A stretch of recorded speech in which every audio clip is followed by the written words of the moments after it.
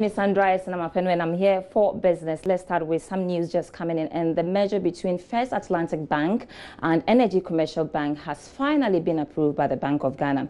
Sources say the approval was secured earlier today. The merger from this institution now have been slated for because of the capital requirement of 432 million Ghana cedis. This is more than the 400 million Ghana cedi capital required by the Bank of Ghana. And in a related development, the central bank has also approved the merger between Omni Bank and Sahel Sahara Bank. They have also secured the slot earlier today. The Bank of Ghana is currently working on other approvals for some banks, with an announcement expected soon. Let's go to our headline story. And government is expected to announce prospective winners for some of the country's oil blocks allocated offshore in the Western Basin by August 2019. This was after a final validation from the licensing round bid evaluation and negotiation committee. In all, 60 applications were received from 16 companies, including ExxonMobil and Tullow Oil. My colleague, Ebenezer Sabote, was at a press conference earlier today addressed by the Minister of Energy, John Peter Amewu, and has come through with this report. According to the committee, 2 applications were invalidated because the block has been reserved for the Ghana National Petroleum Corporation. Minister for Energy John Peter Amewu disclosed that the interest expressed by some of the major players in the process speaks volumes about the confidence in the country's economy. Chairman of the Licensing Bidding Round Committee, Lawrence Opals, has been speaking about his expectations and when these companies will start the exploration. Winners that you presuppose that will be after August 31st, yeah? The winners will be declared and the process will go through ratification of Parliament. As soon as we do the ratification, the companies are to start work with the exploration. Okay, so most likely we will see some of them go into action before the close of 2019. The second question is ExxonMobil has a block here. So how do we manage them also having competitive bidding here? No, there are no rules precluding those who are already working in the country to go into the bidding round. So you have, if we name the company, you, like Minister said, you had people like Tullow, you had Cosmos, Aker and Co. all coming. They all have blocks and they're still coming. So there is no restriction on who can go into the competitive bidding or direct negotiations.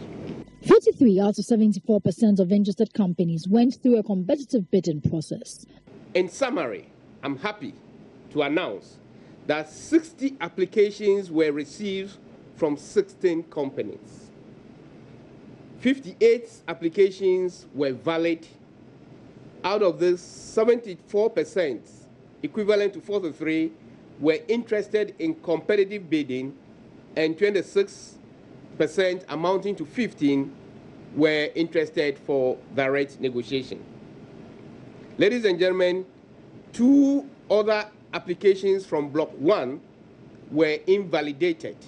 The 2 companies that have been invalidated will have an opportunity to discuss a partnership deal with the Ghana National Petroleum Corporation, GNPC. Eben Sabute's report for Joy Business.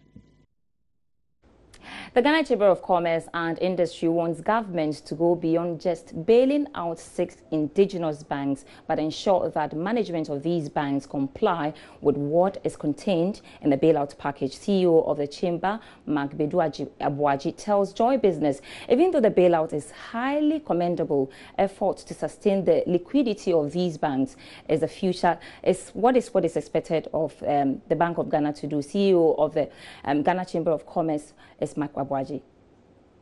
Just a few days into the year 2019, we have been engaging the Chamber of Commerce and Industries, one of the leading business associations in the country. The CEO, for that matter, Mark Bedu Abuaji, his main concern has been 3 particular issues, especially when it comes to the banking industry. We do know that the Bank of Ghana recently did kind of bail out some 6 indigenous banks who were, struggling to meet up with the minimum capital requirement. But according to Mark Bedu Abuaji, it's not just about bailing them out, but as well ensuring that monitoring and supervision is heightened going forward. What we have to do is to do proper monitoring. We don't want to get to a situation where after pumping in all this money, we get banks collapsing and affecting the position of the banking sector. There should be proper monitoring by the central bank, good corporate governance. If anything is going wrong, they should crack the whip and make sure that those responsible are paid for it. Those responsible are held accountable to whatever wrongs that are going on in the banks. I mean, once we have banks that are strong, it means that they'll be able to undertake big-ticket transactions.